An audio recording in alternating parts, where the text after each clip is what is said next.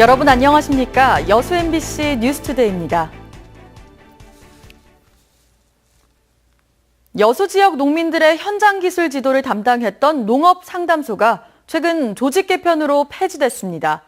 여수시는 농업 행정의 효율성을 높일 수 있다고 말하지만 농민들의 반발이 만만치 않습니다. 김종태 기자입니다. 여수시 화양 면사무소. 농민들로 북적였던 농업 상담소가 텅 비었습니다. 지난달 조직 개편에 따라 상담소가 폐지됐기 때문입니다. 여수시는 읍면동에 있던 모두 6개 상담소 가운데 돌산을 제외한 5개 상담소를 없앴습니다. 대신 상담소장을 읍면동 산업팀에 잔류시켜 농민들의 기술 지도를 담당하게 했습니다. 농촌 고령화로 갈수록 상담소 기능이 축소되는 데다 농업 행정을 통합해 처리하는 게 행정의 효율성을 높일 수 있다는 판단 때문입니다. 농업 기술만 서비스 받는 차원에서 산업 행정까지 같이 원스톱으로 서비스를 받을 수 있는 그런 시스템을 가기 때문에 절대 농민들한테 불이익이 없다. 하지만 여수시의 이 같은 방침에 농민들의 생각은 다릅니다. 농업 상담소 폐지가 농업 생산성을 크게 떨어뜨릴 것이라고 반발하고 있습니다. 올해 같은 가뭄과 병충해 발생이 많은 경우 농민들이 필요로 하는 현장 위주의 기술 지도를 제대로 받지 못한다는 것입니다.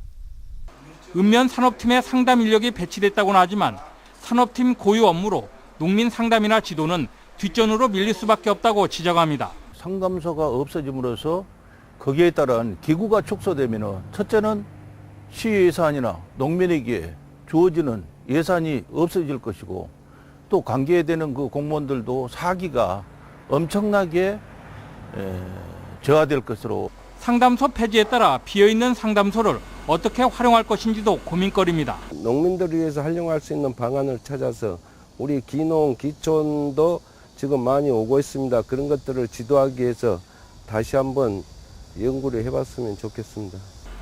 농업 행정의 효율성 제고와 농업 생산성 저하 사이에서 농업 상담소 폐지를 둘러싼 논란은 당분간 계속될 것으로 보입니다. MBC 뉴스 김종태입니다. 광양 한려대학교 총학생회가 교육부 장관에게 한려대의 아산캠퍼스 통합안을 조속히 결정해달라고 촉구했습니다.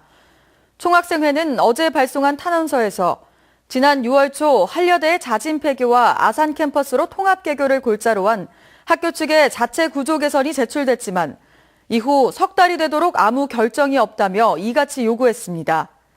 교직원들의 이어나온 이번 총학생회의 탄원은 대학의 지역 존속을 주장하며 적극적인 외부 건의에 나서고 있는 광양시와 시민사회의 의견에 반하는 것이어서 지역 내 논의의 향방이 주목됩니다. 순천 원도심 활성화를 위한 푸드앤아트 페스티벌이 어제부터 사흘간의 일정으로 열리고 있습니다. 남도의 음식, 문화가 어우러진 신개념의 축제, 순천 푸드앤아트 페스티벌은 내일까지 중앙로와 문화의 거리, 연자로 일원에서 음식 전문가들의 컨설팅을 거친 음식 등 독특한 남도 음식 문화를 선보입니다.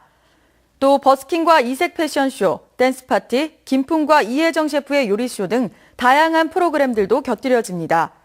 순천시는 이번 축제가 침체된 원도심을 살리고 체류형 관광을 유도하는 도시재생형 축제가 될 것으로 기대하고 있습니다. 이순신 장군이 13척의 배로 왜군을 대파한 명량대첩이 진도 울돌목에서 축제로 재현됩니다. 또 목포에서는 폐공장이 새로운 문화공간으로 탈바꿈했습니다. 김진선 기자입니다. 울돌목을 점령한 왜군의 배를 향해 조선 수군의 배들이 거침없이 돌진합니다. 빠른 물살에 왜군들의 배가 뒤엉키는 사이 판옥선이 돌진해 한포 공격을 쏟아냅니다. 2016 명량대첩 축제가 개막했습니다. 실감이 나네요. 진짜 옛날에 일어났던 실제 상황 같이 재밌고 신나고 재밌어요. 스트레스가 확 날아가요. 축제의 백미로 꼽히는 명량해전 재현은 역대 최대 규모인 131척의 어선이 참여합니다. 전라 우수영 수문장 교대식과 풍물 뱃놀이 등 볼거리와 함께 맨손 고기잡이와 조선 저작거리 체험 등 가족 체험 행사가 대폭 늘었습니다. 이번에는 1,500여 명이 주민들이 직접 나와서 국외 행렬 파레이드라는 부분을 진행할 겁니다. 거기에 이어서 출정식 해전 체험, 어떤 굉장한 볼거리를 제공해 드릴 겁니다. 목포에서는 30년 넘도록 방치된 폐공장이 새로운 문화공간으로 변신했습니다. 외부와 굴뚝에는 벽화와 조형물을 세웠고 목포를 배경으로 한 영화를 상영하며 문화예술 축제의 시작을 알렸습니다. 폐공장을 활용한 이색축제는 9월 한 달 동안 매주 금요일과 토요일마다 열리며 배우 유인촌이 출연하는 뮤지컬, 유명 DJ의 클럽 파티 등이 이어집니다. MBC 뉴스 김진선입니다.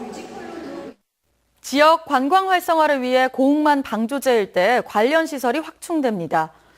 고흥군은 국토교통부가 주관한 지역 수요 맞춤 지역 사업 대상에 꽃구름길 조성 사업이 선정돼 국비 20억 원을 지원받게 됐다고 밝혔습니다.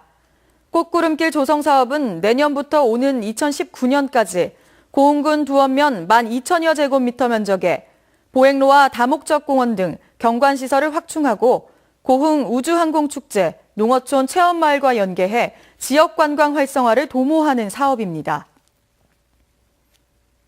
여수시가 마이스 도시로 적합하다는 조사 결과가 나왔습니다.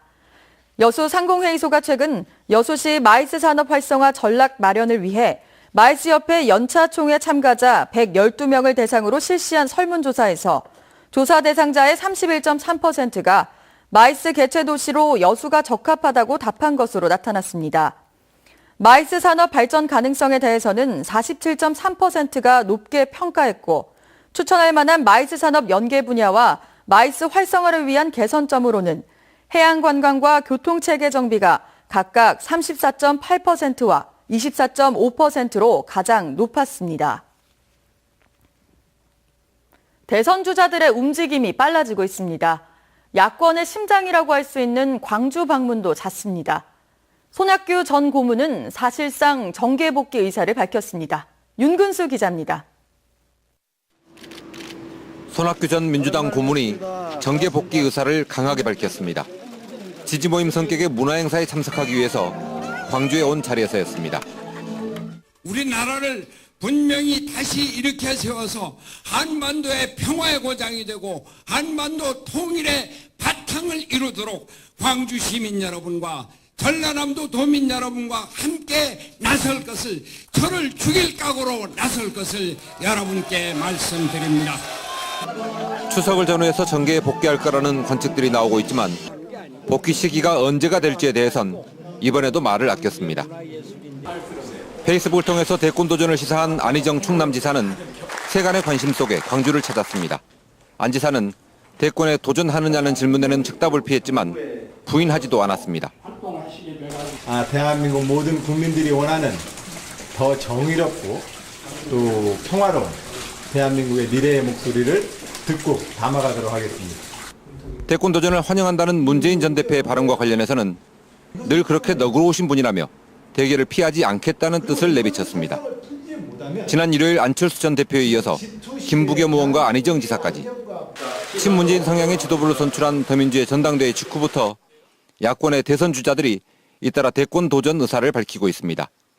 여기에다 5월 이후에만 광주를 세 차례 방문한 박원순 서울시장과 오는 5일 광주를 다시 찾는 이재명 성남시장. 발걸음 빨라진 대선 주자들이 경쟁하듯 야권의 심장을 두드리고 있습니다. MBC 뉴스 윤근수입니다. 한진해운의 광양항 미주 노선을 운행할 현대상선의 대체 선박이 오는 8일부터 투입됩니다. 해양수산부에 따르면 현대상선은 광양항에서 부산항을 거쳐 LA만에 입항하는 미주 노선의 공백을 대체하기 위해 오는 8일부터 4000TEU급 컨테이너선 4척을 긴급 투입하기로 했습니다. 현대상선은 이와 함께 삼성전자 등 주로 한진해운에 의존해 광양항 등지에서 미주로 수출되는 물동량을 처리하기 위해 화주 업체들과 긴급 협상에 착수했습니다. 여수시 삼산면 백도에서 천연기념물인 수달이 서식하고 있는 것으로 나타났습니다.